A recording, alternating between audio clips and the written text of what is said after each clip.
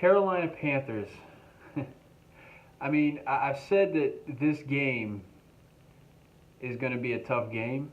Um, the thing is like I said in a previous video that I don't think that I'm ready to quite say that we're back yet, just because of the opponent that we played. The Giants, they're not a good team. We should have played like we did against them, but it was a relief to see them play the way they did, because I mean we haven't played that way all season. So it was nice to see that. It was a relief. It was a confidence booster. So I'll be a little bit more likely to say that we're back this week when we beat the Panthers. I would love to see the Eagles beat the Panthers in the same kind of way as they beat the Giants. That would be nice. We'll see though. It's going to be a tougher opponent. But anyway, that's not what this video is about. I want to talk about the Panthers fan base as I know it, the way I know it. And I feel like my view on this is pretty solid because I do live in Charlotte, North Carolina right now. Probably 15, 20 minutes from Bank of America Stadium. So I feel like I have a good viewpoint, a good basis for my viewpoint. So the thing with the Panthers fans, man, is, well, I mean, there's no other way to really put it, man. It's fair weather. You know, when the team is doing really good, everybody's a Panthers fan. And then when they're doing average at best, well, everybody has another team all of a sudden. Perfect example was Super Bowl 50. That year that they went 15-1 and went to the Super Bowl. Everybody and their brother and mother was a Panthers fan in this town. Cocky and arrogant. That's the thing that probably got to me most about this fan base is they got so cocky and arrogant, as if they've done something in their history, as if they were known for something. But they haven't done anything in their history. I mean, shoot, even before we won a Super Bowl, at least we could say we won championships long time ago, but at least we had that in our back pocket. And I understand that the Panthers are still a pretty young, new fan base, a new team organization still, just over 20 years old, 25, 26 years, something like that. So I get that, but the level of cockiness and arrogance that came with this fan base during that season was through the roof. You would have thought that they won 5 or 6, 7 Super Bowls. You know, so I was like, okay, you know, I'll sit back and I'll see how this plays out. And for the team itself, I never really had too much of a problem with the team itself. The whole keep pounding theme that they have, I actually, you know, kind of respect it a little bit because, I mean, Sam Mills, linebacker that they had back in the 90s, you know, that's where that came from.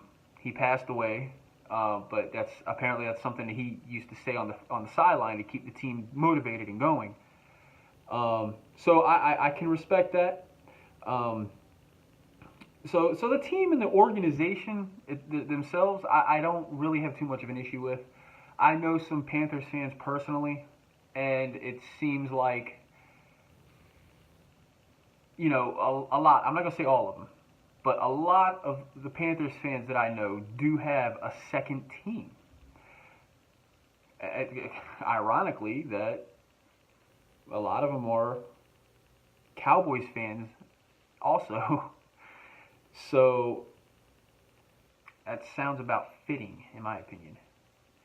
But, you know, I think on the flip side of that Super Bowl season, and everybody was so high and on their backs with the arrogance and stuff, it ran through the roof. On the flip side of that, whenever they've had a mediocre season, man, you wouldn't see anybody, nobody, wearing Panthers shirts, hats, jerseys, none of that. Like, you would see a lot of other teams. You would see a lot of other teams getting support, but it's mind-boggling to me. It's mind-boggling to me. You know, and this is not to say that every single Panthers fan is like this, but from my perspective, I've been here since 2012. So from my perspective, I think I have a good foundation for what I'm saying.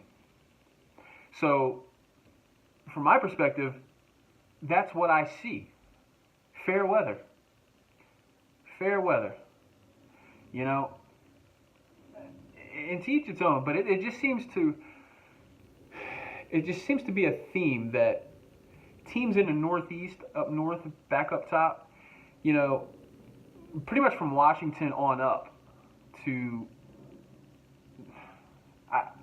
New England is kind of a sketchy one too, because there was never a New England Patriots fan outside of New England before Tom Brady and Bill Belichick. I mean, it just did not happen. So it just seems like, though, in the Northeast, from Washington, Baltimore, Philly, New York, I mean, let's face it, there's Jets fans. Buffalo, even, you know, it's taken a little bit more, the sport, the game, the team, they're taking a little bit more serious in their towns. But I think in Philly, man, we got it, like, it's just, man, it is family. But here, it's just a thing you do on the weekend sometimes. You know, see, I can go to the Panthers game, or I can go drink some wine at this winery. What? So, yeah, man, I don't know. I just wanted to say that. And that's not a knock on any one individual. It's really not. But you know, if you're a Panthers fan and you happen to watch this, you know that I am not lying when I'm saying this, so for what I've said. And it's just what it is. It's the way the Panthers fans roll, man. You know, and I watched the game yesterday, and I seen the Panthers in Washington, and there was a good amount of Panthers fans there. But I guarantee you, if it was the season after the Super Bowl, it wouldn't have been that way. You wouldn't have had any road fans like that. It just wouldn't have happened. So, anyway, man, I just wanted to talk about that real quick. I'll try to make another video sometime this week, if my work schedule allows it. But yeah, man. That being said, man, 4-3. That's what we got to get to this week. 4-3.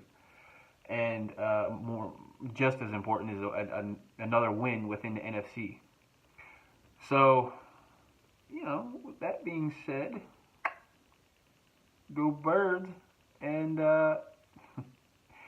ready to put these pussycats to rest.